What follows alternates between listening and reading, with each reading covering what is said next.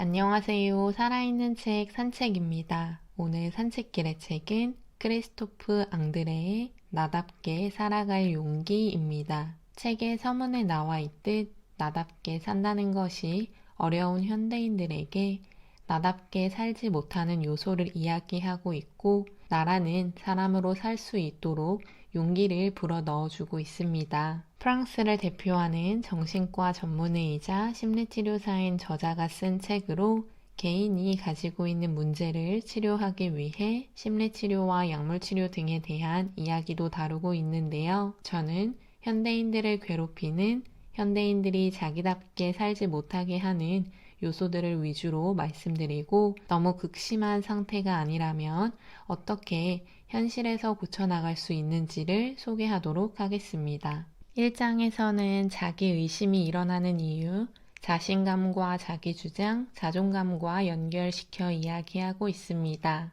2장에서는 건강과 질병, 죽음에 대해서 너무나 많은 염려를 하고 있는 두려움을 가지고 있는 사람들에 대해서 말하고 있습니다. 3장에서는 신체적인 외모의 컴플렉스에 대해서 언급하고 있으며 4장에서는 현대인의 질병이라고 하는 우울에 대해서 다루고 있습니다. 가벼운 콤플렉스부터 죽음에 이르는 우울증까지를 다루고 있는 책인데요. 특히 책의 중간중간에 만화로 나와 있는 부분들은 어려울 수 있는 내용을 이해하기 쉽게 그리고 우리가 공감할 수 있는 다양한 사례를 이미지로 표현해주고 있습니다. 무거운 내용이지만 재밌게 읽을 수 있는 책이라고 생각합니다. 인간은 자기 의식을 하며 나는 누구이고 나는 무엇을 할 수 있을지에 대해 질문을 하는 유일한 동물이라고 합니다. 또 지금 저 사람은 나에 대해서 어떻게 생각을 하고 있을까 등과 같은 다른 사람의 생각을 상상하는 직관과 공감의 능력을 생각해보는 타인의 생각을 짐작할 수 있는 능력을 가진 유일한 동물이라고도 합니다. 이렇게 두 가지를 할 수 있는 인간은 너무 자기의식을 하고 너무 다른 사람을 의식하게 되면 심각한 자기의심을 진행하게 된다고 하는데요. 자기의심은 모든 인간의 자연스러운 심리작용이지만 적절하게 자기를 의식하고 타인을 의식하는 것을 뛰어넘어 극단적이게 된다면 심리적으로 병을 앓고 있는 것이라고 볼 수 있습니다. 자기의심은 자신감과 자존감, 자기 주장의 3차원이 끊임없이 상호작용하는 것과 연결되어 있다고 하는데요. 지나친 자기의심은 자기 주장이 부족할 때 생기기도 하고 자신감이 부족할 때 생기기도 한다고 합니다. 또한 자존감이 낮은 것 역시 과도한 자기의심으로 연결될 수 있다고 하는데요. 따라서 적절한 자기의심을 위해서는 자존감을 먼저 돌보는 것이 순리에 맞다고 합니다.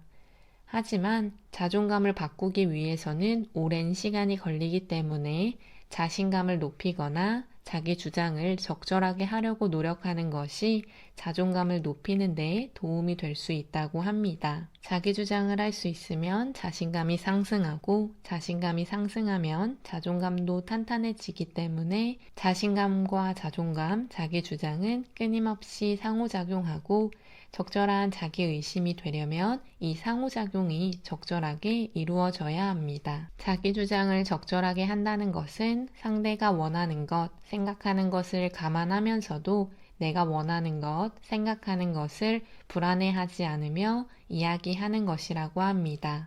올바른 자기 주장은 공격적인 태도와 자기를 억제하는 태도의 중간쯤에 위치한다고 합니다. 자기 주장을 하기 위해서는 학습을 하고 습관을 만들어야 한다고 하는데요.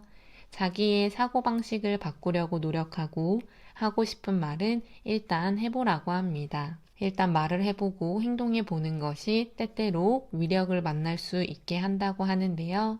또한 불편하고 당혹스러운 감정을 직시해 그 감정을 다루는 것도 또 하나의 자기 주장을 할 수 있는 방법이라고 합니다. 자신을 믿는 마음인 자신감과 자기에 대한 판단을 내리는 자존감 역시 적절한 상태를 유지해야 하는데요.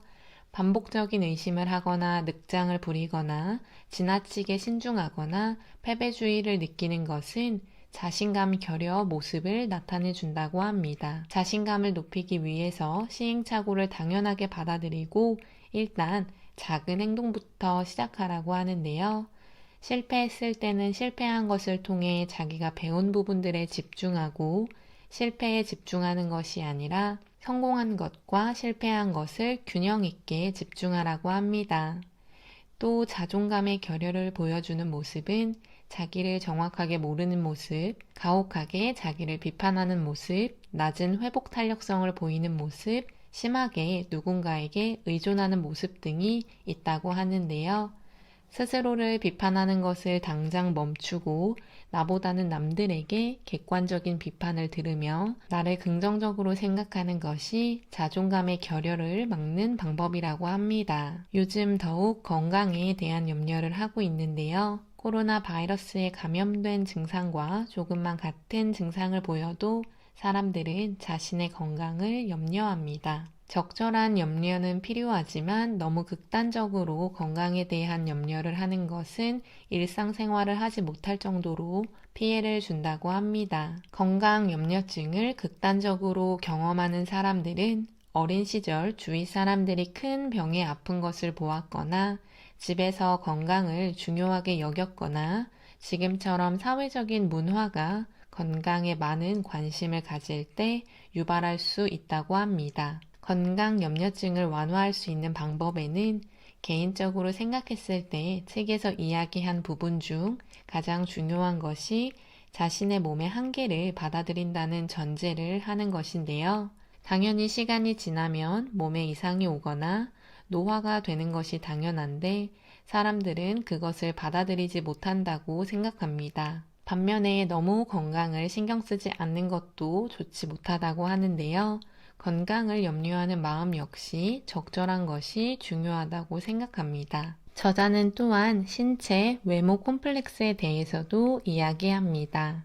외모는 자존감을 구성하는 주요 요소들입니다. 내가 실제로 어떤지를 보는 실제적인 외모와 내가 나의 외모를 어떻게 생각하는지를 이야기하는 것은 자기 이미지를 구성하는 두 가지 요소라고 합니다. 그 중에서 내가 나를 어떻게 생각하는지가 우리에게 더 중요하다고 하는데요. 그때 다른 사람들은 전혀 부정적이게 생각하지 않는데 외모, 키, 대화 기술 등 자기가 스스로 부족하다고 생각하는 것을 콤플렉스라고 이야기합니다. 콤플렉스가 만들어지는 것 역시 가정, 사회, 문화적인 요소가 크게 작용한다고 합니다.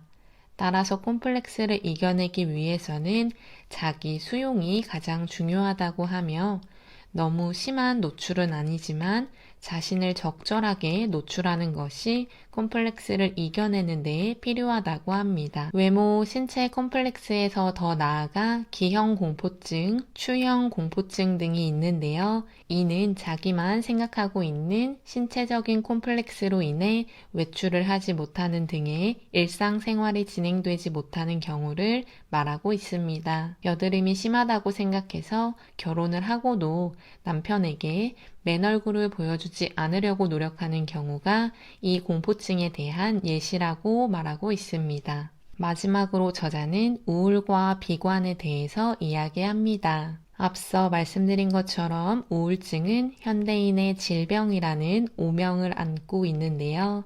이를 위해서는 인간이 가지고 있는 기분이라는 추상적이면서도 행동과 생각에 엄청난 영향을 주는 것을 우리는 스스로 잘 알아야 한다고 합니다. 내가 기분이 좋으면 다른 모든 것이 좋아 보이고 내가 기분이 나쁘면 싫음을 느끼는 것을 생각해 본다면 충분히 이해가 됩니다. 저자가 이야기할 때 적절한 균형을 잡은 기분의 상태는 3분의 2는 긍정적인 기분으로 3분의 1은 부정적인 기분으로 구성된 상태라고 합니다. 너무 긍정적이어도 너무 부정적이어도 당연히 안 된다고 말하고 있습니다. 사기 저하, 기분 부전증과 마음의 감기 그 이상인 우울증, 순환증 또는 양극성 장애에 대해서도 책에서 다루고 있는데요. 기분 부전증은 가벼운 우울증 상태가 만성화된 상태를 가리킨다고 합니다.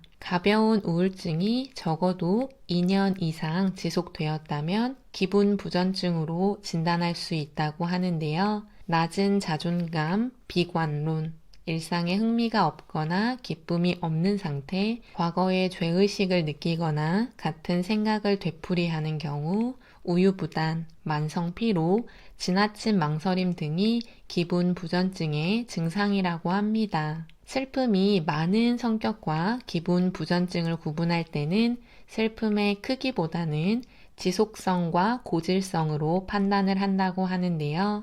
이를 이겨내기 위해서 부정적인 기분을 빨리 감지하고 이유를 파악해 그 이유를 없애려고 노력해야 합니다. 기분을 끌어올릴 수 있는 행동을 실천하거나 가볍게 단순 작업을 하는 것이 좋다고 합니다. 우울증은 기본적으로 슬프고 울적한 기분이 있으며 급격한 체중 변화와 불면증, 과면증, 운동 감각의 이상, 피로, 기운이 빠지는 느낌, 지나치고 부적절한 죄책감과 자기 비하, 집중력과 기억력, 판단력의 저하, 죽음이나 자살에 대한 생각이 2주 이상 지속되는 증상을 보이는 것인데요.